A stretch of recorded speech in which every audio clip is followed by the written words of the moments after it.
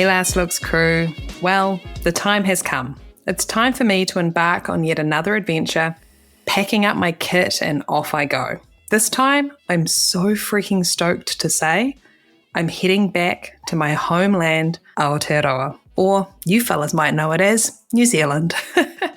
It is well overdue for me to work back down that way, and I can't tell you how excited I am to be going home and onto a Kiwi film set. It'll be nice to not be the only one on the set that sounds like this. The cool thing is, I have a friend of mine, Anna DeWitt, helping me organise 1 or 2 wig workshops in Auckland, depending on the interest and logistics. So if you are down that way and keen to join us for a Respect the Wig workshop, be sure to let me know. Anywho, this is our last rerun episode, so that means we will be kicking into season 9 in a couple of weeks. Woohoo! This episode, I chat with Vincent Van Dyke. You may recognize his name, and that's because he is the Vincent Van Dyke FX. Since recording this episode, I've had the opportunity to do a couple of days' work with Vincent and have a little nosy around his workshop. Vincent was also one of our 2024 Last Looks mentors. It's an insightful chat with some really strong advice from one of the leading professionals in his field. So tell me, are you one of our Last Looks listening legends that has listened to absolutely every single episode? Or do you tend to come and go? Do you listen to episodes of only people you know? Or are you brand spanking new and this is your first ever episode of the Last Looks podcast? Well, whichever one you may be, thank you for being here. Thanks for listening and thank you for your support. Without you, my Last Looks crew, this does not happen. So give yourself a good old pat on the back, would ya? Okay, let's get on with this shit, shall we? No need to carry on forever like the longest lighting setup known to man. My name is Jamie Lee, a hairstylist working in film, and this is the Last Looks podcast, a show where I catch up with hair and makeup artists working in the film industry around the world. And today, on this rerun episode, I'm chatting with special effects makeup artist Vincent Van Dyke. On with the show. And now, our feature presentation. Pictures up. Last Looks. Rolling. And action. Welcome to the Last Looks podcast, Vincent. Thank you so much, Jamie, for having me. Hey, you're welcome. Now, I would like you to finish this sentence for me, okay? Okay. Once upon a time, there was a boy named Vincent, and when he grew up, he wanted to be... a special makeup effects artist. You did? Yeah, that has been my dream since far before I can actually remember, which is kind of cool. I mean, when I think back to little Vincent and all the things that he wanted to do, he actually already had a little makeup kit that I had put together with stealing some of my mom's old makeup. Mm-hmm. My mom was a model and she had an extensive makeup kit of her own. Nice. And I would grab stuff from there and I would have little latex masks that were cut up in it and whatnot. So it's kind of funny that, my furthest memory that I have is of this makeup kit. And, I can't think of a memory that's earlier than that, where I actually discovered the kit and put it together. And so it's always been something that I've been absolutely obsessed with. Wow. So you can't quite pinpoint the moment of whether you saw your mum's makeup first and thought that could be fun to play with, or whether, but I'm going to do something more creature orientated and not beauty. Right. Yeah. No, I can't. I honestly, I don't know what that exact moment was. I mean, the earliest memory that I have of really being super inspired by something was watching, my stepdad was really into old film. And he was watching the original Hunchback with Lon Chaney Sr. Yeah. And that silent film was playing. And for, if I'm remembering correctly, I was 5 years old when this was on. And I was on my way walking from the kitchen to my bedroom to go to bed. And I turned around and looked at this screen, and he had a really awesome, huge screen TV that was kind of his theater. And I was mesmerized by this makeup, so much so that I could barely go to sleep.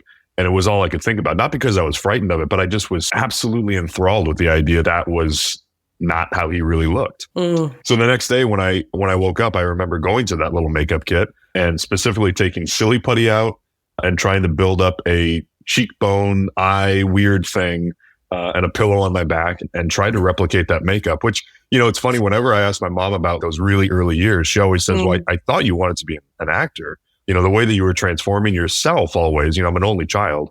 Yeah. And so I was always my own victim. And that I think kind of maybe instilled in my parents and whatnot that, you know, I liked the idea of becoming and embodying another character, another person and portraying them. And, you know, I thought that was fun, but I had zero interest in being in front of the camera. Yeah. It was more that you just didn't have anyone else to use as a guinea pig. I think so. Yeah. I mean, I imagine that if I had some other, you know, younger brother or something like that, I would probably have been torturing them. But yeah. That's awesome. At what point do you kind of figure out, do you feel like you knew immediately there was a job that somebody had, or did that kind of thought come later? Yeah, no, good question. I had no idea it was a job.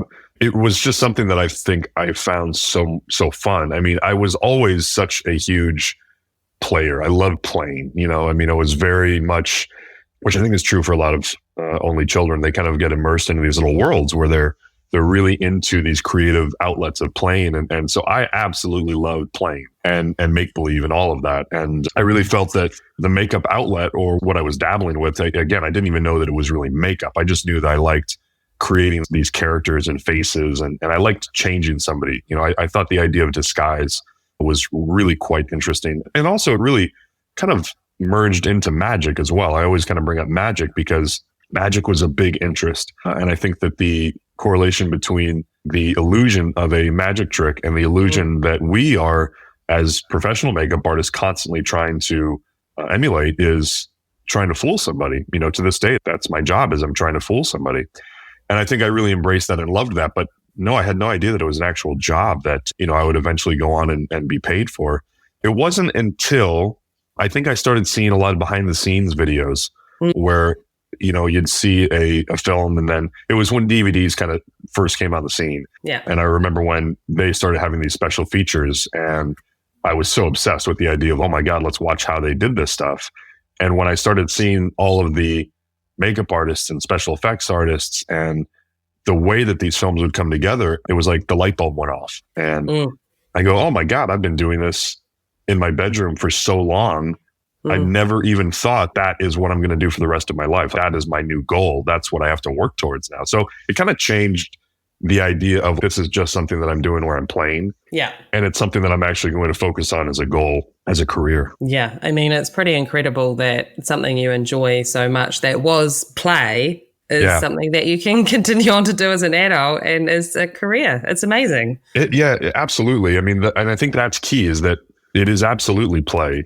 And I really think, God, there's a quote that I just read the other day that I thought was so fantastic. It was written on a wall and somebody posted it on their Instagram, but it was basically saying that the creative adult is, and I'm going to botch the quote, but it's like the creative adult is the adult that's child never died.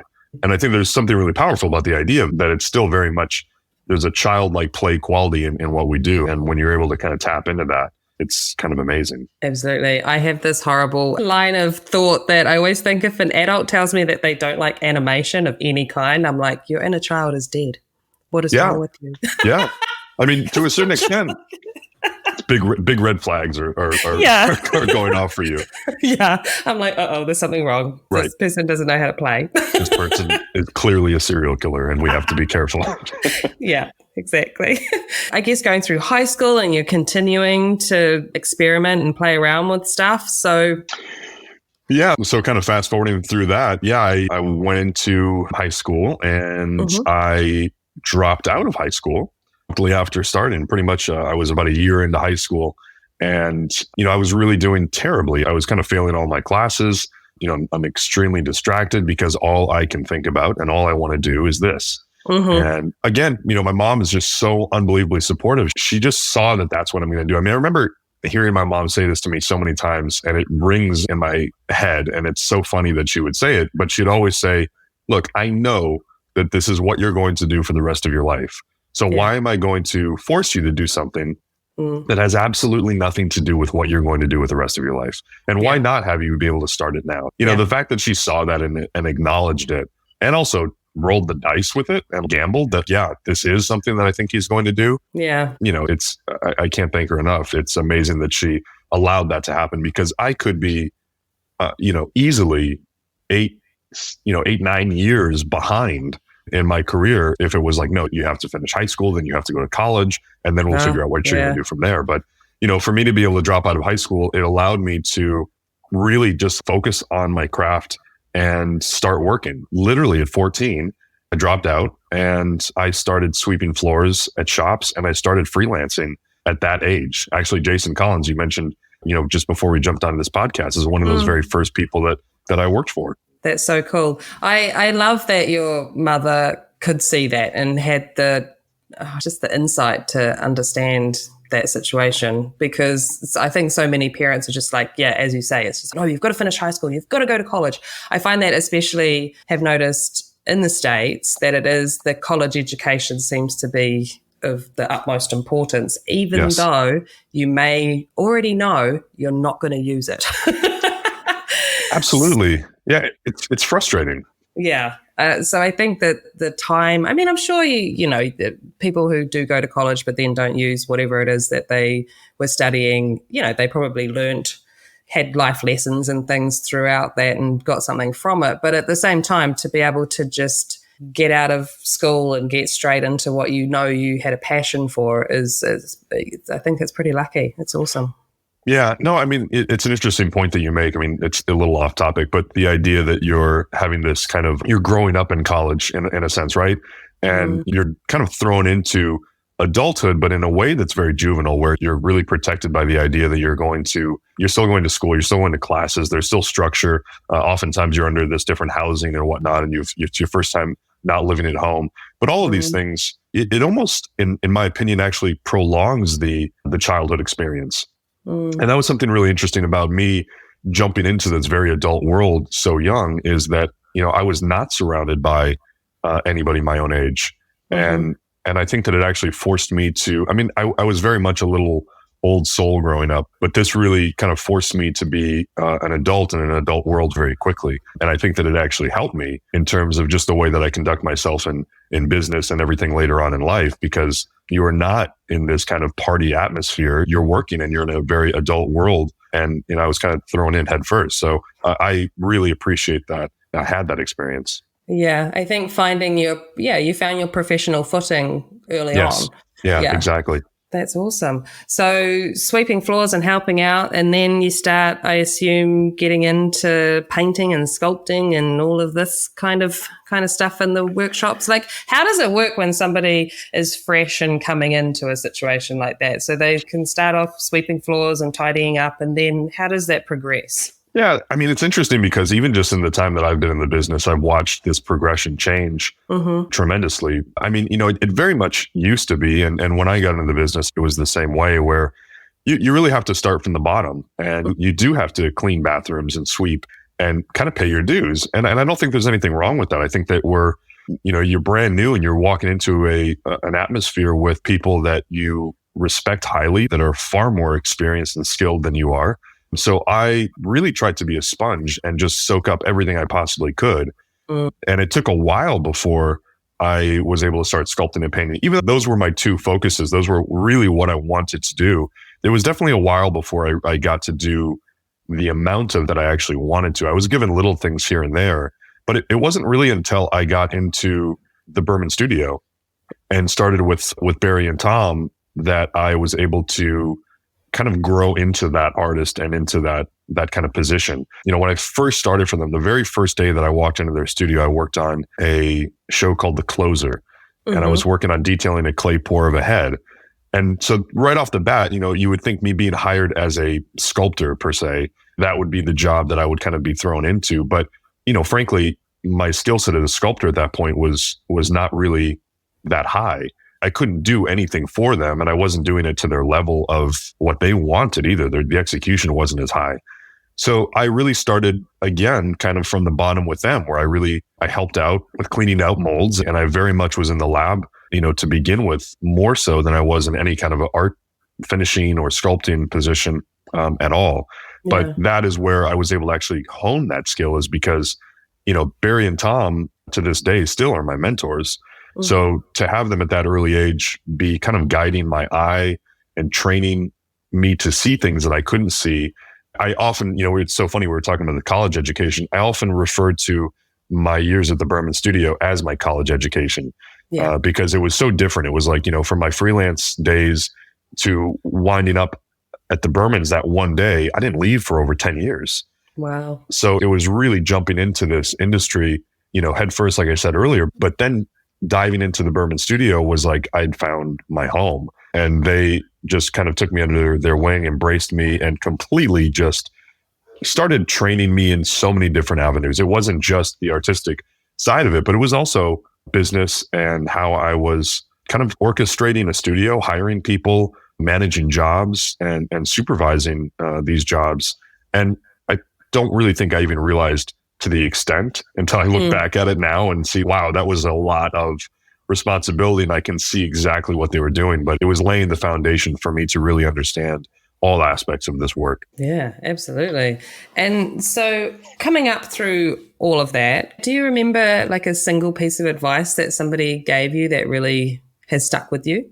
Yeah, I mean, one stands out very clearly. One night that Tom Berman had said to me, and it's not his quote, it's a quote that a lot know, but it was the first time that I had really heard it and had it sink in.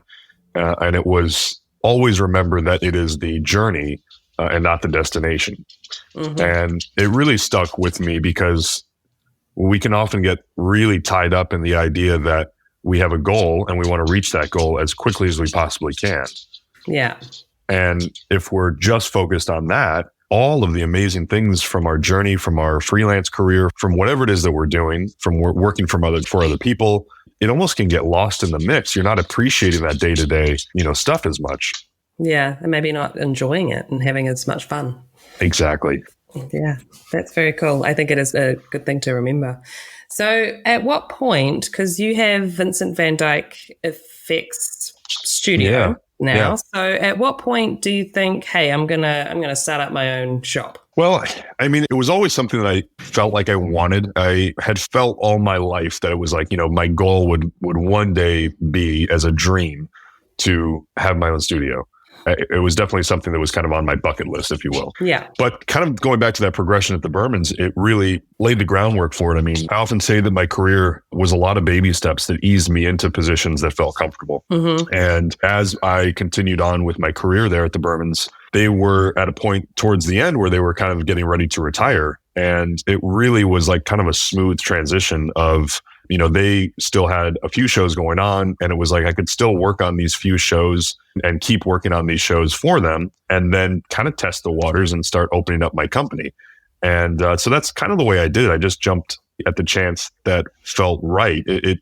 I think that if I didn't take the leap, I knew in that moment that I would regret it forever. It's all timing, and I felt that the time where it did present itself and it felt like the right moment to do it, that I just had to try it. Yeah. And so I did. I just jumped into the idea of having my own company, got a really small 1,000 square foot studio space. And it was behind a company out here that we love, Motion Picture Effects. And they had a large warehouse space, and there was just a tiny little area in the back with an office that they just so happened to literally just ask people if they wanted to rent out as a little studio space. So I jumped at it and I did. And I was able to kind of build my own little clientele and my own little crew and make some things for some shows. It just felt like a really important step to me to, I almost refer to it as, moving out of my parents' house. Yeah. And just trying to get my own little apartment and just see what things were like. But it did go full circle to me leaving that space and going back to the Berman studio space, but making it Vincent Van Dyke Effects. Oh, wow. Which was a really magical moment for me that, my studio now is the old Berman studio, and the history there and the lineage is just,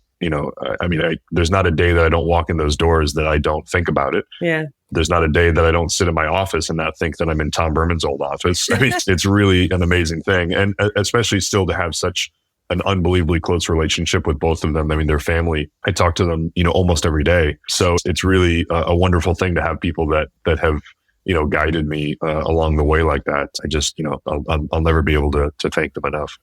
That's amazing. So I guess you kind of feel like you're at home. Exactly. Yeah. I mean, the comfort feeling of being able to go back to a space that I feel like I kind of grew up in, and the memories of the different jobs and the different shows and the different artists that came through there. And that's the other thing is like the amazing amount of artists that were working for the Bermans when I came into that space too. I talk a lot about, Barry and Tom, and the guidance and the influence, obviously, that they had on my artistic perspective and my skill and technical, all of that, but also all the unbelievable artists that were working there, the technicians that were working there.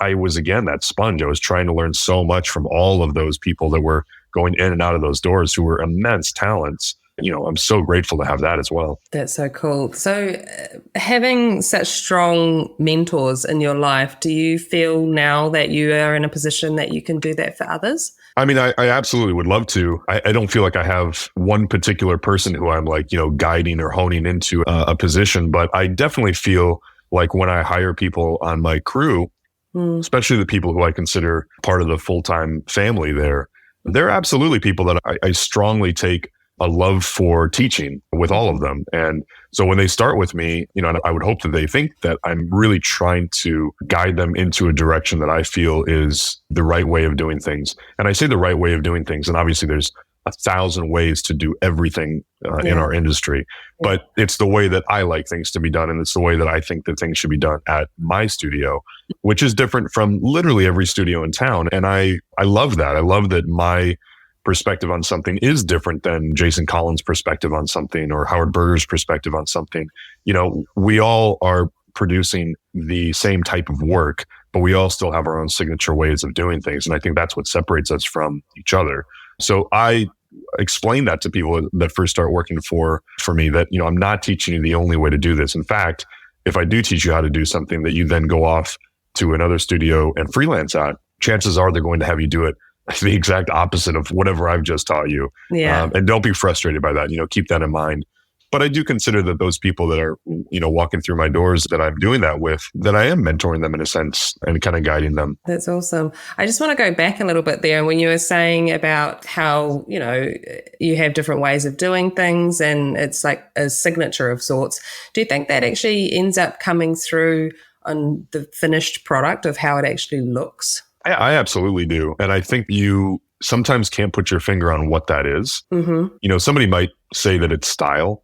And it can be style. I think that it can be artistic style that's really, bleeding through on something. But I tend to kind of think a little bit more along the lines of what I think you're getting at, is that sometimes there's a signature that just is something you can't even place, that I can look at work sometimes and go, I know exactly where that came from, or I know exactly who sculpted that. I know whose studio probably produced that work. Wow. I know how they go about certain things because there is a certain signature to it. And I love that. I think that's really a special thing. So it may not be really obvious or blatant, but I do think that the studios having their own styles is what separates us. When someone is looking for a particular shop to do the work for them, I think that they can see that signature and make a choice based off of it. Yeah, absolutely. I mean, it's such a visual world that you don't want a cookie cutter situation going on, do you? So exactly. It's amazing. I love that.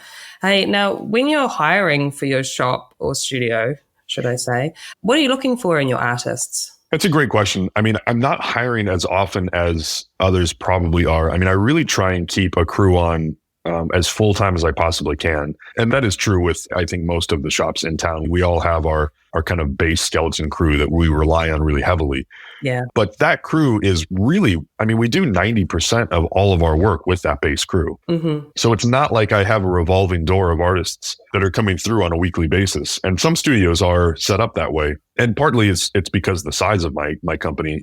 We hear the term boutique shop a lot, and not that I dislike it or anything. I think it's actually probably an appropriate labeling for our studio because we are a little bit more on the small side, and we definitely focus on work in a very specific way where, we can have 7 different productions going on at one time, which is a lot for our company. Yeah. But it's still very much heightened attention on every one of those projects. Absolutely. And with that being said, when you have this kind of skeleton crew, we are definitely focusing on it collectively as a company that way. And it's not too many outsiders coming in. But when we do have outsiders come in, I'm usually looking for somebody for that specific talent. For example, we are doing a project now where there's a tremendous amount of armatures that are being built internally for these bodies, and they need to be put together in a way that is structurally very sound. So I've got a guy, Caleb, who came in to basically weld and engineer these armatures. And so he's not a regular day player with us, but he's somebody who I bring in often, because he is extremely talented at what he does and he knows exactly how to do it. So I'm looking for somebody that has that experience and that body of work that proves to me that they can do it with their eyes closed, and somebody who I can rely on. I think because we are kind of turned up to 11 most of the time with the amount of shows that we have going on, I can't really bring in somebody who I can't trust. I really have to have somebody in there that I know I can walk away from and that can do the work exceptionally, no matter what department they're in. But with that being said, when there are new artists that come in, when we do need extra pair of hands, and it is somebody who maybe doesn't have that experience, that is when I'm looking for work that they've done on their own. That is the biggest thing that I look for personally when I'm looking at someone's portfolio that maybe just graduated school. And the main thing I mean by that, when I say work being done at home or on their own, I mean the work that they didn't do in school. I don't want to see a portfolio that's filled with only the tasks that were given to you at school that you had to do, that you did to basically get your diploma or your certificate or whatever it may be to graduate. To me, that's kind of the bare minimum. You know, if I'm looking at a portfolio that's filled with just those items, it shows me a lack of passion and a lack of dedication, in my opinion, that I would then see in someone's portfolio that is completely just chock full of amazing work that they've been doing on their own in their bedroom. You know, it could be a latex mask. It could be just a sculpture. It could be a makeup they did on their, roommate. But all of those things kind of show me that they've been trying to do this stuff on their own at home from the foundation that they built, whether it was from going to school or maybe they were just learning on their own, watching videos and instructional, DVDs and things like that. But seeing the work that they did on their own, to me, that is what I look for, because I also think that it really tips the hat towards work ethic. I think that if you see somebody who's got a really large body of work of stuff that they have done on their own, I think that gives me a little idea that they have really strong work ethic. So those are two things that I think stand out really strongly in my mind for, a fresh portfolio. Yeah, absolutely. I mean, it's going above and beyond, isn't it? Instead of just doing the bare minimum. Exactly. Yeah, it's exactly it. And I think when you see that, it's impressive because it is somewhat rare, which it shouldn't be, but it is. And when I do see it, I'm always, I've always got a smile on my face because it reminds me of the way that I was in my bedroom. I wasn't going out and socializing and going to parties. I was making latex masks in my bedroom. I was really trying to hone my skill as much as I possibly could. And so I love to see that. Yeah, it's amazing. I still remember coming from New Zealand, we do both makeup and hair. And in LA, I'm a hairstylist. But back in New Zealand, it was makeup and hair. And I knew from a very early time in doing makeup that I was not a special effects makeup artist, because I was like, I do not have the passion that these guys have. And I love that they have so much passion about it and they need it, because if you don't have it, it's just not, the work isn't, it's just going to show through the work. And I was just like, so figured that out very early. It's just as much as I love looking at it and think it's just awesome and amazing, I was just like, that I cannot put 100% into it. So I'm just going to, of course, be an all-rounder of, do the bruising and the cut and the, the scrape and the bits and pieces like that. But the full creature stuff, I was just like, there's like another level of amazingness that I can't focus on. It's great that you were able to acknowledge that and see that within yourself, because I think so many people don't. And they keep kind of pushing forward and trying to make something happen. But, if you're honest with yourself and you see that, I mean, it's great. I say this often, and it sometimes is perceived the wrong way, but I often say that I think you need to be obsessed with the work, and sometimes in almost an unhealthy way, you need to be obsessed with the work, because I don't think if you're completely immersed in it, you can really get great at it. I think when you're in those early years and even beyond, you have to really eat, sleep, and drink that work. It has to be, you have to have your life kind of revolve around it and really just have it kind of take over your entire being. Yeah, well, it's a lot to learn, isn't it? I mean, it's an art that you're creating. That's amazing. I wonder, at the point that you are now, do you continue with education and learning? Absolutely, yeah. I often refer to something Barry Berman would say, is that the day you stop learning is the kiss of death. I hold that very near and dear to my heart because I believe it to be 100% true. I think that anybody that believes that they have gotten to a place where they've kind of mastered something, or that they're there, is the day that they stop progressing as an artist. They've plateaued. So I naturally am my worst critic. I mean, I really tear apart everything that I do in probably an unhealthy way. And some people have that innately in them. And some people I think have to kind of work at, let me analyze my work and figure out what's going on. But I think it's really important to be self-critical and look at your work subjectively and constantly try and push the bar. So yes, if I ever feel like there's not something for me to learn, I would feel as though I should retire and not do this work anymore, because I'd feel like I've probably lost it, and I'm not gonna progress, and I'm not gonna be a good artist, and so I'm gonna just pack up my tools and go home. I certainly hope I never get to the point where I stop learning. So how do you think you are still learning? Is it just through pushing yourself within the studio of what jobs you take on and just bettering the end result, like that product that you are creating? Or do you still kind of do formal education stuff or watch other people's work, or like how do you normally tend to keep learning? I guess from people that you're working with as well, right? Exactly. Yeah, that kind of hits the nail on the head for me. It's a great question, and I think it's multifaceted, but I think that you just kind of nailed it there, is that when you surround yourself with people who you feel are better than you, there isn't a day that I walk in my studio where I don't feel like I'm picking something up. I mean, I feel everybody on my crew, whatever their strength is, whatever their task, that I feel that they are kind of the lead of, that they do it far better than I could do it.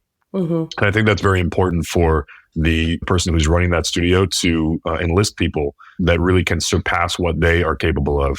And so with that being said, anytime that I'm looking at the work that's being produced by any one of them, I am looking at their technique and the way that they're doing something. And obviously I'm still at this point guiding the way that certain things are being done. And I'm very technical in the work as well. I mean, we talk about the fact that I sculpt and paint a lot, and that is my primary role. But I did start out as a mold maker and casting prosthetics. Those were my two jobs that I probably did the most of when I was freelancing. Yeah. And so I still really love that. I love being able to break down a mold and look at a mold and really get technical with it. I mean, one of my favorite things is to have Rob Freitas, who is, one of the best mold makers in the world, come over to the shop and have a beer and tech talk and talk about molds and look at pictures of molds and really get in depth on discussing, the engineering of a mold. I love it. And so I'm always learning from those discussions. Carl Lyon is our mold shop supervisor at the studio in-house. And he is a brilliant mold maker. And so having those discussions, if I'm ever in a room where I've got Rob and Carl and we're both kind of, we're spitballing with each other, those are moments where my brain is about to explode with knowledge. And I love that. I've got Daniel Tirananzi as my lead sculptor and painter, and absolutely brilliant. I mean, he was sculpting a baby for us yesterday. And, I walked into the sculpting room and I was just so floored because he had blocked out the head and it looked amazing. And I walked in a couple hours later and the head was completely changed. And I asked him about it and he goes, well, the proportions were wrong. And I noticed that, the eyes needed to be lowered and the back of the head needed to be shaved down. And then I needed to bring the mouth a bit lower as well.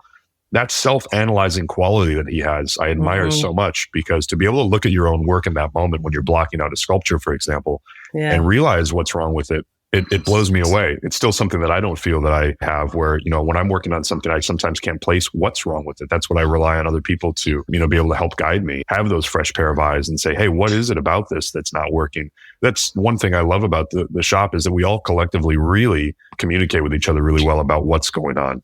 Whether it's artistic or technical, I think it's important to look at those things and vibe off each other and figure out what the best way to do something is. I think those are the ways that I really feel that I'm constantly growing as an artist and a technician. That's very cool. I think too, being open to actually having other eyes look at your work and say, hey, it might just be this bit, because instead of getting your back up and being like, what do you mean? It's perfect. Exactly. Yeah, exactly. I mean, there's certainly times where I think we do that. Our ego plays a factor with all of us. And I think the times that those happen is when you're not looking for it, where you think that what you're doing is good and is hitting it exactly where you feel that it should. And somebody walks by and says something like, hey, I kind of think that jaw is a little strong. And you're like, what the hell are you talking about? I'm like, I'm in love with this thing. But I think that those are the moments that we have to listen to them even more. Because if you start to get too emotionally attached to your work, it's so difficult to change it. It's so difficult to step away and look at it subjectively. So anytime that I do start loving something that I'm doing, I almost think that there's something must be wrong. If I love this right now and I think everything is going fantastic, I probably should walk away and look at this again tomorrow with somebody else and be like, okay, what am I doing wrong here? Because I probably shouldn't be enjoying it. Yeah, I think it is the walking away situation. I mean, I even find that with just simply hairstyling. Sometimes I need to actually physically just leave it as it is and be like, go get your costume on, do whatever, and come back. And then I can clearly see, oh, okay, I understand now what needs to happen. It's funny you say that because I think I do the same thing. If I'm ever applying a makeup, I tend to take it to a place that feels like it's maybe 90% there. Mm-hmm. And then it's, okay, let's get the brows on, let's get the wig on, let's get whatever, hair that needs to go on this piece because it changes everything. And then all of a sudden it opens up your eyes to things you didn't see before. It sounds like the same thing for you with other aspects of that complete character where like all of a sudden everything kind of clicks into place and you go, okay, now I can see it. Yeah, because I think sometimes I'm too in it, like I'm in the situation and too close to it. And it's just, I need to step back and just see the whole situation and be like, oh, now I get it. Absolutely. Yeah. Yeah. That's awesome. So I assume that's something you encourage your team to do as well as continue on with learning and education, because I think it would be sad if you kind of noticed one of them not. Yeah, for sure. It is something that I think you can notice when somebody becomes dormant and they start to plateau a bit and they're kind of in an artistic rut. And you do see that. I mean, it's hard with what we do for a living because it is the passion that we had from little kids, right? Mm-hmm. And so I think because it is that passion, and when you start to blend and marry that passion together with something that you now do for your livelihood and you're trying to make money at it, and it is a job that you go to every day, I don't care what it is you do in life and how much you love it. There are going to be days that are difficult. There's going to be days that are absolutely grueling and a job. Yeah. And days that I'm looking out the window wishing that I was at the beach. I mean, that of course is going to happen in any profession under the sun. So I think that when I do see, one of my artists or technicians or anybody at the shop have those moments, that is the time when I do encourage, all right, I see that you're maybe getting a little bored with what you're doing, or you're getting a little kind of caught up in the fact that it is work and it is a job. These are the moments where you have the ability to be able to do the personal projects, and you have the ability to be able to step away and work on maybe it's a makeup for yourself. Maybe it's a sculpture. Maybe it's a painting. Maybe it's poetry. I mean, it really doesn't matter what it is that you love as a hobby for yourself on the side. Yeah. I think it's just really important to have an outlet, whatever that outlet may be. And I think thankfully everybody there at my shop has an outlet that is theirs, that they truly have a separation from the studio and the work that they do for us and the work that they do for themselves. And when I see that, that's another whole inspiring factor, in and of itself. And when I see that, it inspires me to then want to do my personal stuff because, at the end of the day, that's the stuff that really gets me excited also. I mean, I love what I do and I love the jobs that the studio brings in, but the true love and passion that I have, I start to get really excited when they're my jobs and they're my projects where I go, hey, I want to make a Bigfoot suit just to make a Bigfoot suit right now. And that's what we're going to do. And that's the stuff that is really, getting me my, creative outlet. It's getting it out of my system and then completely letting me, pour that into this project that has nothing to do with the shop work. And I love that. Yeah. It's just having that vision and following it through and it's all yours, right? Yes. Yeah, completely. Because you're hired for all sorts of projects, and it's I guess the origin of that vision is coming from somewhere else. Exactly. Yeah. I've often used the line that we are very talented hands that are here to execute someone else's vision. Yeah, and I really think that, that's one of those things that is hard for a lot of artists to embrace and understand. But I do think that if you look at it that way, it is a little easier. I emphasize a little easier because it's still difficult to look at somebody else's design and somebody else's passion project and go, all right, it's not what I would do. It's not what I think should be done, but I need to bring my skill set to the table and figure out how I can execute this in a way that fulfills me artistically, but also is executing it to a level of quality and aesthetic that is going to please them. And there's an art form in that, and trying to find that art form is, I feel like I'm ever chasing that. Yeah, absolutely. I mean, so you guys are doing all sorts of projects. Can you explain that spectrum to me? So how does it all work? So you have small jobs, large scale jobs, you're working on designs with heads of departments or directors or producers or... Yeah, it's all of that. Yeah, completely. It's very multifaceted, and the way that we get jobs and who we're working with changes all the time. I mean, I would say that more often than not, we're brought in by the HOD. We're brought in by a department head of makeup that has chosen us for the work that needs to be done for their film or their television show. And then it's a very close collaboration with said department head and how we're going to execute the makeup that they need for that show. And it may be for the entire season or the entire film, or it may just be one specific character for one, specific episode, scene, or moment in a film. But that is generally how we get our jobs. And then the other way, of course, is through producers and directors that we've worked with in the past that liked working with us and we have built a relationship with, and then they'll bring us back on. And that's fantastic as well. Those jobs are different in the sense that we will tend to have a little bit more freedom. We tend to structure things a little bit differently with those jobs because we are the first hire. So things are kind of designed a little bit differently. Okay. But those are kind of the avenues. And then as far as the spectrum of work, yeah, it's definitely very broad. I would say that my company, for the most part, is known more for kind of character work and realistic work, body duplication, character makeup, prosthetic makeup that is a little bit more in line with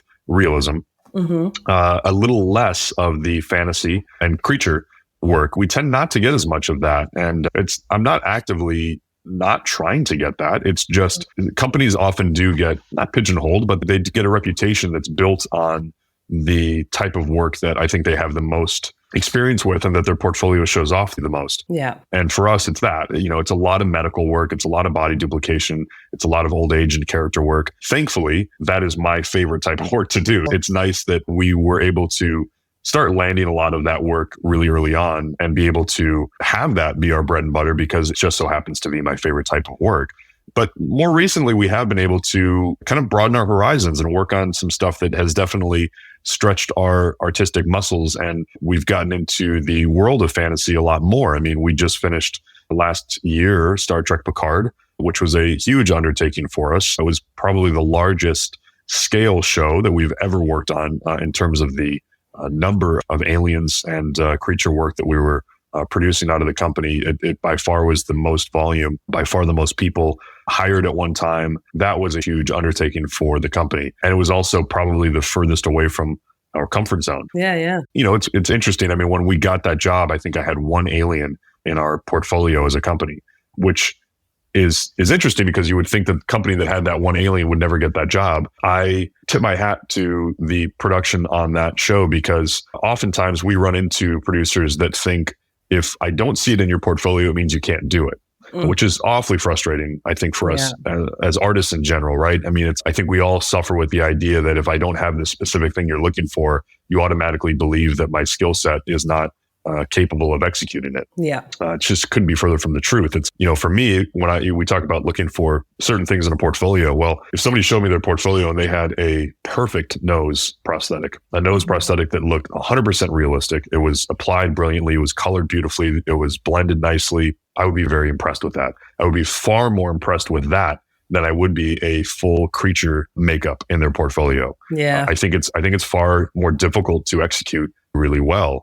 And I have enough, wherewithal to know that if they can execute that nose really well, that they're going to be able to execute a creature really well because they have that detail, finite experience on how to do that. I kind of think that production was looking at us that way for Picard, where, when our initial meeting, they had a conversation with us that was really geared around the idea that they wanted these aliens to feel super realistic, organic, natural, part of the story, not distracting, not something that's going to take you out of it. Really have something that just feels like it kind of blends in with everything else, which really it sparked my interest and got me so excited about a project that I was already really excited about. And it made me feel like we actually were the perfect shop for that production. So it really kind of instilled that in me, which was amazing. Yeah, I was going to say that while you were explaining that you didn't have, much alien work in your portfolio, but I was just like, it's probably the realism that they're drawn to. And because it is actual humans in human form, but you're manipulating that to make them look like they're from another universe or planet, you still want it to look real and believable. Exactly. So, I mean, everything we do is based in reality. I always say that. I mean, even if you're giving me an alien or a creature or just some crazy fantastical thing, we are still basing it in reality. We always are. I mean, we're looking at nature, we're looking at insects, we're looking at aquatic life, we're looking at people, we're looking at deformities. I think when we pull from nature is when we're able to execute something that subconsciously feels real to a viewer that otherwise wouldn't know why something didn't feel real. And that to me is a goal that I will always try my best to get to, where again, I think that the average person may not be able to point the finger at exactly what doesn't work on a makeup, but they can always tell you when something doesn't work. They just don't know what it is, but they can easily say, and often I actually respect the opinion of somebody who is so far outside of our business when they do or do not like something. I think that they have a great eye for it because they're so unbiased and they're going to be subjective in a way that completely comes from a place of just pure aesthetic quality, looking at it, just saying, this feels right or it feels wrong. But I do feel that subliminally, they are going to be innately drawn to something that is at least somehow based in nature, because I think we associate nature with something that feels plausible. And if we're able to kind of convey that in the work, then I do believe that viewer is going to accept it more readily than somebody that goes, all right, I'm going to throw 15 noses on this alien and completely just go crazy with some really fantastical design that is just out of my imagination on an acid trip that I had in my early years. Hey, it's cool and I love it and I love the expression and I love where someone's going with it. But it's definitely not the way that I approach the work that we do. Yeah, no, it makes total sense. I mean, that viewer, they want to believe what they're seeing. Exactly. That's very cool. So are there certain makeup department heads that you have worked with multiple times? Definitely, yeah. I mean, I think the relationships that we build with department heads they are such a huge reason why the studio continues to work. I mean, building relationships that are with people that you feel like you can collaborate with really well is also extremely important. I mean, the last thing in the world you want is to be hired and feel like a vendor that is just supplying a makeup artist with pieces that they could have bought from the store. You know what I mean? Like, it's not something where we want to just feel like we're filling orders. Yeah. And if I'm getting that feeling, then, it's very clear that this isn't the type of relationship that I want as a collaborative artist and as somebody who runs a studio in that manner. I want somebody who I'm having conversations with that are really open to the discussion across the board, design, execution, how we're breaking a makeup down, the color of the prosthetics, just kind of everything. And yeah, I mean, there's so many that we work with that are great with that. I mean, Aaron Kruger-McCash, right off the top of my head, is definitely someone who continually comes to us to do work with in that collaborative way that I absolutely love. Chris Nelson, we work with often in that way and really is a collaborative designer with us, where we are able to kind of run with him on a show and feel like it is something that we're building together, which I love. Kate Bisco, Susie Diaz, Debbie Zoller, James McKinnon, Kazu Hiro, prime example of somebody who I absolutely love working with on all of his shows. I mean, he is, I put him on a pedestal of greatness. Yeah. Yeah. So that's really a side of this that I absolutely love is the collaborative nature of what we do. I mean, that's to me where you can have magic happen, because you are able to have someone else's perspective join in on that discussion and create something that you normally would not have been able to create on your own. Yeah. So what has been one of the most challenging projects, do you think, that you've taken on? Whether it's just you individually in the past or the studio itself? It's probably a project that I can't speak tremendously about because it's still in production. But Angeline is the show that we were on before the lockdown. And it was completely the most challenging show I've ever been on in my entire career. Wow. But it was also by far the most rewarding. They normally are, I think. Yeah, they do go hand in hand, don't they? Yeah, and for so many reasons across the board on both sides of that fence. Yeah. But that to me, and I'm asked often, what is your favorite thing that you have worked on? And I always answer that with, it's usually the thing that I'm either currently working on or the last thing that I just finished. Because I think it's the most fresh in the mind. Exactly. It's fresh. Yeah. And, I think because we're all so self-critical of ourselves that it hasn't aged enough for me to hate it. And, and that's most of the stuff that we do is, after a certain amount of time, when I look back at it, I've been able to pick it apart so thoroughly that I start to absolutely not like the look of it anymore. I think you've just made me realize that I do that as well. Because if somebody gives me a compliment about something I did like a couple of years ago, I'm like, oh, really? Okay. Yeah, thanks. That's really nice of you to say, but But that's why. Yeah, Jamie, I think that's why we do that. I think because we have already grown past that point. We already know that we can do better. And if you look at it, I mean, obviously these are things we would never say to a production. We would never say, oh God, don't look at that. I can do better now. But I think that for us as artists, I think that acknowledgement of the fact that we can do better, that we can move past something is kind of huge. So when it's fresh in the mind and it's something that we just finished that we think is, up to at least a standard that we currently are accepting of ourselves, I think that's the stuff that I tend to favor. And so Angeline was that for me. As a whole, we were doing that with Kate Biscoe. She was the department head and designer on it. Awesome. Along with us designing the prosthetics for the show. It ended up being a really massive prosthetic show, more so than I think I even anticipated going into it. And Angeline, just to give you a quick rundown, especially for anybody listening who's not in Los Angeles. Angeline is a woman who drives around in a pink Corvette in Hollywood and has been doing it for, I'd say since the early 80s, really, and got famous for putting herself on billboards. She was really kind of doing the social media thing before social media existed and really kind of shoving her content down everyone's throat in a way before you could have that being done on Instagram or Facebook or whatever it may be. Right. And she got absolutely famous for it. And so to this day, she drives around in this pink Corvette and sells merchandise and is still doing it. That's amazing. This show was starring Emmy Rossum, who is portraying her throughout her life from the age, early age, on. And it's really kind of a fantastic piece. And that has been awesome. That's been a really amazing job for us. That's very cool. I look forward to, I think I saw a little clip of it and it did introduce me to who she was. Yeah. Because I wasn't aware of it being someone from out of town. And it is that thing of just, what are you famous for? You're being famous for, it's amazing. I think it's quite incredible. She was kind of like the Kim Kardashian of her time, where it's like, where did you come from and why are you so famous? But I love the fact that she was able to do that way. And the story tells it, really well without giving anything away. It's really been a cool thing. We've had Mike McCash as kind of the prosthetics lead for her on it, doing the makeup with Kate, and it's been a brilliant job. It's really been one of my proudest. That's awesome. So is there a type of project that you haven't done yet that you would like to kind of sink your teeth into? Oh, that's interesting. Yeah, I mean, I think there are. It's funny because the work that we do, it's very repetitive in the sense that sometimes we'll get a job that we've done 100 times in a sense. Meaning if we're hired to design and create an old age makeup, one could say that you've done, 20 old age makeups prior to it. How could you get excited and how can you, really get inspired to create this new old age makeup? But to me, they're all individually so incredibly different. And it's something that I always try and remind my crew of as well, because we can easily start to get in that monotony where we're like, okay, we've done this so many times. How many babies have we done? How many surgery pieces have we done, or pregnant bellies, or whatever these things may be. But the truth of it is that every single one of them is absolutely unique. And this goes back to something that Tom Berman used to always tell me, which in the moment would be extremely frustrating.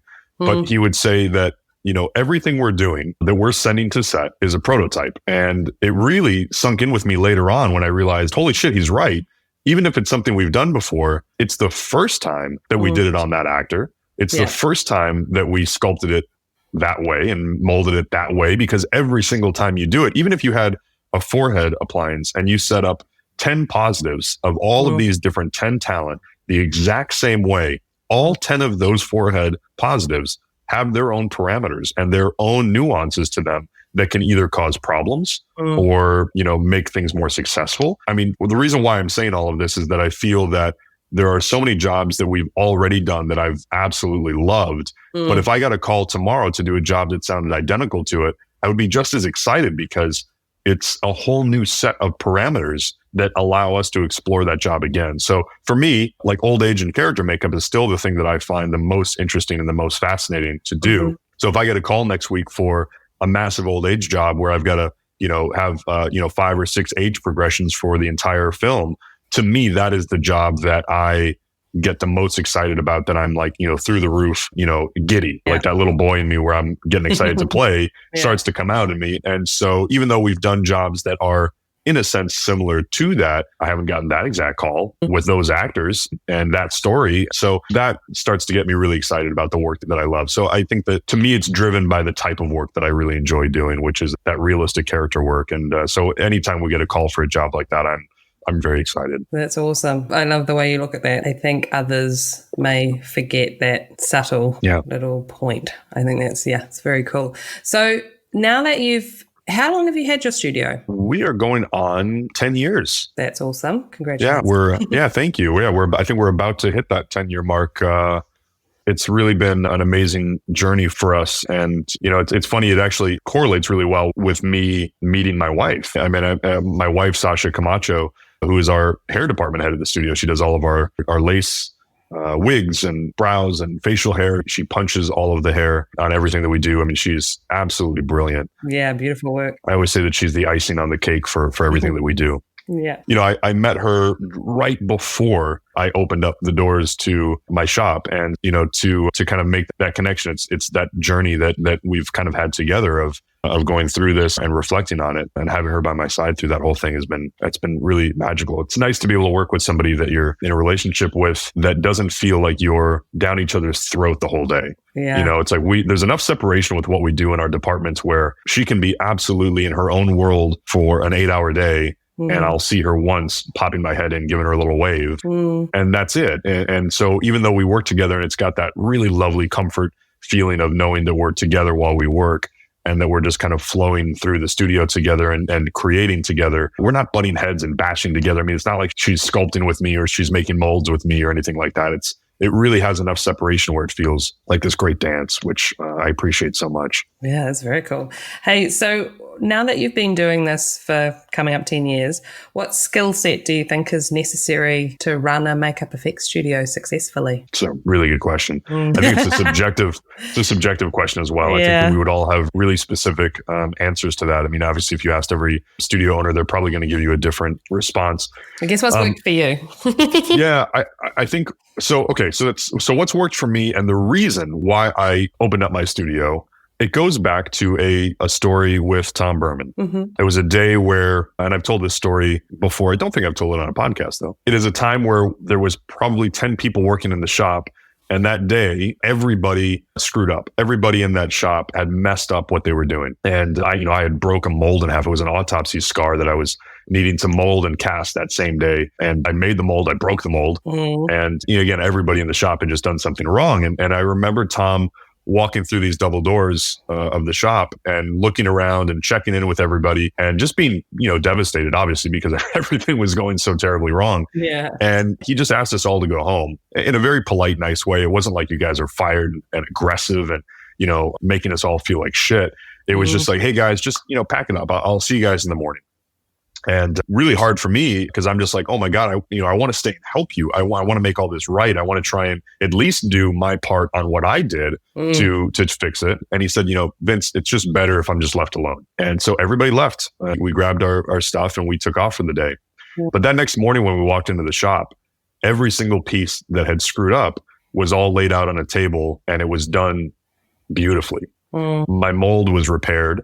And a silicone prosthetic was cast from that mold. And everything else that was wrong that day had been either corrected or redone and was laid out on this table. I mean, he must have worked all night to do this. And it was this serene moment. The studio was also immaculate, by the way. He cleaned everything too, which was like, okay, on top of it, dude, you had to do that. But, we all kind of looked at each other and we didn't say anything. We all just went back to what we were doing and we grabbed the stuff. And a lot of that stuff was being picked up that day, by production to literally go out to shoot. And it was that day, in that moment, that light bulb went off for me and said, okay, I know you want to have a studio. You need to learn every aspect of this job well enough that if your crew decided that they all had to take off because they went out and got food poisoning at lunch. They didn't decide to do that. It happened. They didn't ask for it. But if they all got food poisoning at lunch and they can't work and they literally are all running home and they're throwing up, whatever's going on, are you stuck with a position where you are wringing your hands because you don't know how to do most of the tasks in your own company? And you're like, well, we're screwed. I'm going to have to call production and tell them that they can't have this tomorrow, or I've got to scramble and try and call people to come in right now. It was that moment that I was like, all right, I want to be able to know, not master, not be the best at, but at least know enough to get by in every aspect of the work that my studio is going to produce. And not only for the fact that I could be able to do it if somebody were to go down or be sick or have to go home or whatever it may be, but also for the fact that I think it's really important to be able to look at the work and know what's right and wrong, know what's going to potentially be a problem down the line, be able to stop somebody and say, hey, I've been in your shoes. I've done that. I've cast pieces. I've sprayed baldies. I know exactly why that's not going to work. I know why that's going to lock. I know why that paint job is going to go muddy if you continue on. All those little things that I think a good supervisor or a good, shop owner can look at and see, for me, was instilled in me that day and made me realize, okay, that to me is a key factor for me to have a successful studio. And the flip side of that as well is, for me personally, it meant that I needed to be at the studio always. It meant that I am not going to actively go to set very often at all. In fact, it's going to be very rare for me. And I'm only going to go, a few days here and there. That 90% of the time I am at my studio every single day. And there's not a piece that doesn't leave my studio without my eyes looking at it. I feel that I owe it to anybody who's hiring my company. My name is literally on the product, and it deserves my attention in some capacity to make sure that it upholds that signature that we talked about. Absolutely. That's amazing. God, I can't imagine. Oh, I feel like I would end up doing something like that too. What he did is just be like, just everybody go home. Just going to sort this out myself. It's so relatable, isn't it? It's such a relatable thing. And every time I think about it, I go, because I've had moments like that in my shop where I literally think about that day and I go, Tom, I totally get it. Like, I want everybody to leave because there are certain things that are faster done yourself than explaining to someone else what to do. Yeah. Luckily, I'm at a point now with my crew and the people that I have at my studio where they know exactly what I want. I mean, I'm so fortunate and so fucking lucky to have a crew that they're going to do something. They have to ask me very little about it. And because they've done it for so long for me now. I mean, I have people that have been with me now for 10 years that are absolutely in sync with me. And so I don't have to sit down and go over it ad nauseum to them. They know the color of something I want. They know how soft I want something plasticized. They know exactly how I want a mold broken down.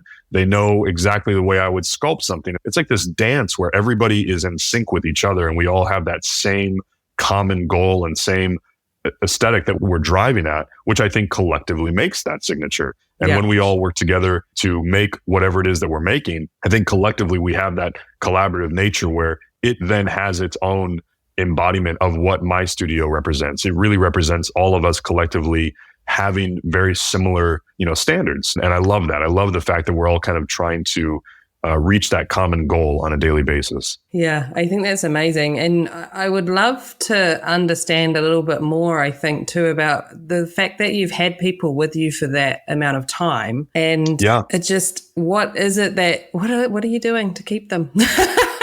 I mean, management skills of creative artists can be very difficult, I think. And especially when you've got time crunches and you've got, just getting so busy and the hours that you can do and things like that. I think it's a wonderful thing that you have had people working under you for that long that continue to want to work with you. Like, it's amazing. Well, thank you. I mean, I try and think that's what it is, but truly it's just that I threaten them all on a daily basis that if they ever leave. Okay, so... Yeah, I think that, it's funny. When I got into this business, especially when I realized that I wanted to definitely own my own studio, and that was the goal, never did I realize just how much work the business side of it was, the orchestrating of the teams and the personalities. There's, to say that day-to-day activity that I go through is dealing with people and the people are the work is an understatement. I mean, the work, you can do the work, but it's the people that will just drive you insane. And I don't mean that being my crew specifically. I just mean that in general, it's dealing with so many different personalities and so many different people on so many different levels on a daily basis that you're like, I'm done. I don't want to talk to anybody right now. I just want to go sculpt, or I just want to go paint, or I just want to go do something. So I think the biggest thing for me was to learn how to manage and deal with people and figure out the best way to communicate with different personality types, how to handle different types of people and manage different types of people. And so that's been a really large aspect to the job. I think that I do enjoy, having that ability to orchestrate these teams, but it is difficult. But I like to think that the reason why so many people have stayed with us for so long is I try and make it as much of a family atmosphere as I possibly can. We're very sheltered at the company. We are very small, and I am very selective on who comes into our world because it is so specific, and what we are driving at with that signature and the quality is so specific. I mean, I talk about how everybody kind of collectively knows what I like. Well, you can imagine the difficulty of bringing somebody fresh in who maybe has 30 years of experience, who's fantastic. It doesn't mean they're not going to do the job right. They're just not going to do it the way that I want it. Yeah. And sometimes I'm open to the idea of, hey, please come in and show me something new. Show me the way you do something. I would absolutely love to see it, but it isn't necessarily sometimes the way that I think it should be done. And so I think collectively, when we all have that same ideology, it makes them want to still be a part of that, because so many people that have worked for me have freelanced other places and they have gone to other places to experience the way that things are run differently. And I think that they like the idea of having the comfort of knowing that often once they start to learn the way that I like something, they can then adopt the way that they like something, but they're still executing it to the level that I want. And I think that's really a specific reason why so many people enjoy working at the shop, is that I am a big micromanager in the beginning, but I start to become less of that micromanager when you're giving me the quality and the style of work that I expect. Yeah. And a lot of the time that means that they're finding their own ways of doing something. You know, we've got a girl, Gwen Ramsey, who's been with us now for, I believe, a little over 5 years. And she is a phenomenal artist across the board, but she is a great example of somebody who came in really fresh and able to kind of mentor and guide into something. But she now, again, she's one of those people who absolutely does her job better than I could. And I respect and appreciate that so much, where I'm able to completely hand something over to her and at the end of the day have it be exactly what I want. But she's doing it her own way. She's getting there in her own process. She's talking to, you know, Carl, for example, or, you know, somebody else in the shop to help kind of figure out the best way for the mold to be broken down, for the best casting to come out, to be able to fit an internal skull inside of for something that she's going to fabricate down the line. I think that the key there is really great communication within that family of artists that are working together. And if you have that great communication where they're kind of riffing off each other, it builds that atmosphere that I think they enjoy. And so I hope that those are all the reasons why they continue to want to be a part of the company, and that we are all kind of still standing for a signature and a quality that we all feel is where we should be. And sometimes we don't hit it, but that's okay, because we're striving to hit it every time. But it's just, you know, you're not going to win them all, but it's what we try and do. Yeah. Do you find that if you verbally actually say to somebody when you start working with them, yes, you may find that I am micromanaging you a bit, but as time goes on, what you're explaining, do you think it's good for them to know that? It probably would be if I told them that, yeah. Yeah. No, I'm just wondering, it's just that, because when you're talking about that, you knew that you needed to learn how to manage people. It's just like, well, how did you do that? Was it just figuring it out as you go and be conscious that you needed to? I think it's trial and error. I mean, I'm probably less aware of it, but I mean, if you talk to somebody who worked for me, you know, even 10 years ago, you would probably find that I was maybe terrible at communicating what I wanted or giving them the guidance that I needed. I know that I was definitely a lot harder on people when I first was a supervisor, and especially when I was working for the Bermans as a supervisor. When I was put in the position of a supervisor there, I feel that I was harder because it was for somebody else. And I think that having the pressure of knowing that not only do I think that it should be a certain quality, a certain standard, but I also have the legacy of the Berman studio held above my head, and that I need this quality to even exceed my expectations. Yeah. And I think that I was even harder on people and really cracked the whip more than I probably do now because of that idea that it needed to be that. I think at this point now, I've really softened a lot in the idea of how I communicate what I want, because there's no reason for it to be aggressive, and there's no reason for it to be, you know, not fun. I mean, we want to push people and we want them to do better.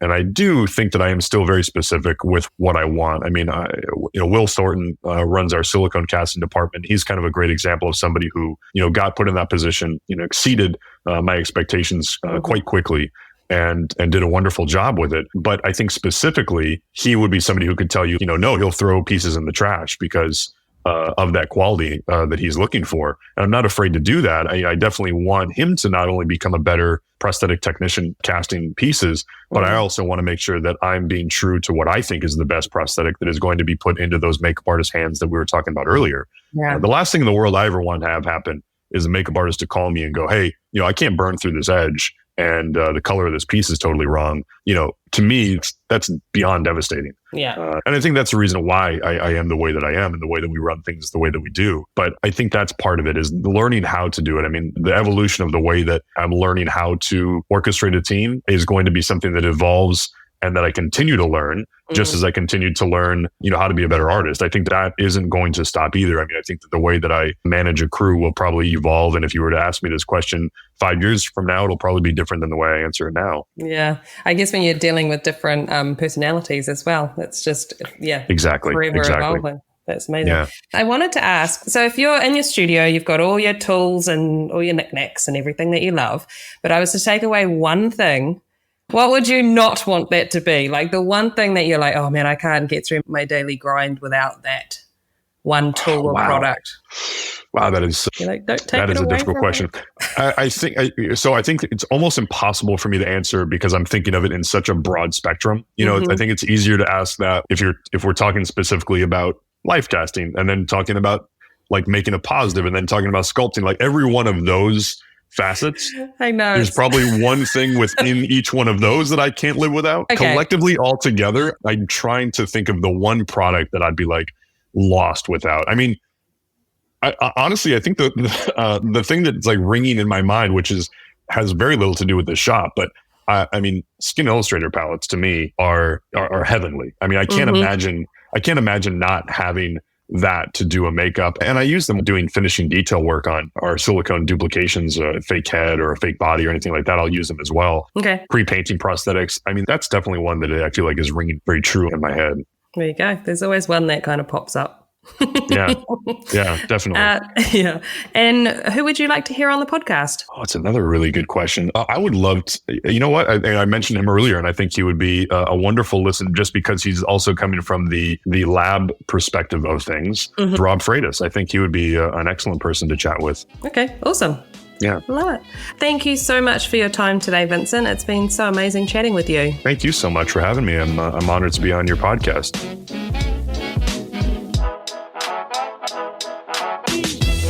And now, a word from our sponsor. Human. Kind. Be both. Humankind Glow is a growing community redefining beauty, where the true measure of beauty is the love and kindness we share with ourselves and others, with the mission to redefine beauty by inspiring confidence and kindness, disrupting unrealistic beauty standards. Their exceptional products aren't just about looking great. They're a catalyst for positive change. Created by New Zealand-born, Hawaiian-based makeup artist Natalie Bruce, Humankind Glow offers a variety of beauty products and has more in development arriving to the website soon.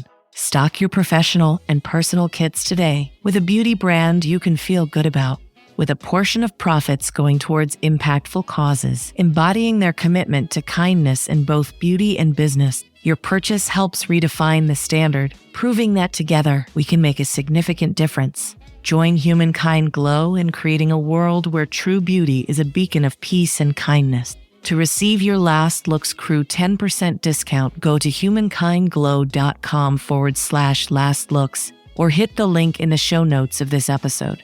Individually, we are one drop. Together, we are an ocean. Okay, Last Looks crew, thanks for listening. And remember, if you love it, share it. A quick scroll down and you'll find our show notes. Or maybe you'd like to give your support and leave a 5-star review. Go on, I know you want to. Search the Last Looks podcast on Instagram, Facebook, or TikTok, whichever one tickles your fancy. And a massive shout out to the husband, Brett Stanley. Without his patience and tech support, this whole podcast situation simply does not happen. And cheers to Liliana Rose for her fabulous voice acting talents. Okay, Last Looks crew, that's a wrap for me. I don't need to be told twice to get out of here, so bye. I'll catch you on the flip side. That's a wrap, people.